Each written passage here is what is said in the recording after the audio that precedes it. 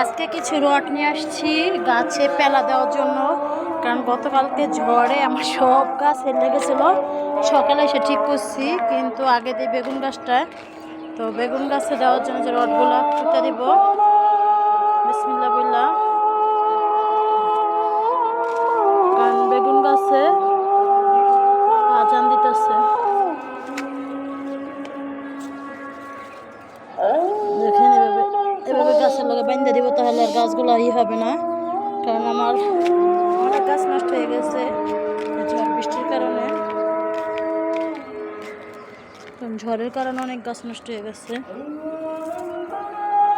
দেখেন এই যে মরিচ গাছ, মানে এখন আপাতত আমি গাইলে দিতেছি, বড় হলো করে দেব, মানে বড় হলো ইয়া করে দেব।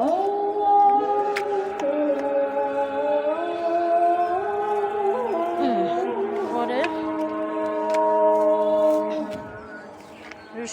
সুতলি নিয়ে আসছি, সুতলিটা বানিয়ে দেবো। দেখুন আমার এই গাছটা আজকে দেখি একবারে, দেখছি মাত্রই সকালবেলা পুঁতে দিয়ে গেছিলাম, আজকে দেখি একবারে মানে হয়ে গেছে। নাকি গাছ জানি গাড়ার পরে হইলো রটি করে দিব, যে জায়গায় দুইটা গাছ এটা দিতে হবে, মাঝখানে দিয়ে রশিদা বান্ধা দিব। আসলে গাছ লাগানো করলাম অনেক টাফ ব্যাপার। দেখেন এই ছোটোটা উঠে গেলে ছোটটা বড় একটা দিতে হইব, এটা বান দেওয়া না, ওটাকে বান দিয়ে গেছিলাম, না তো রাত সকালে দেখতাম পড়ে গেছে। দেখেন গাইস,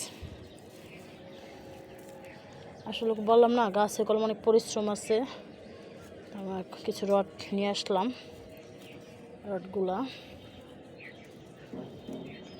সুন্দর করে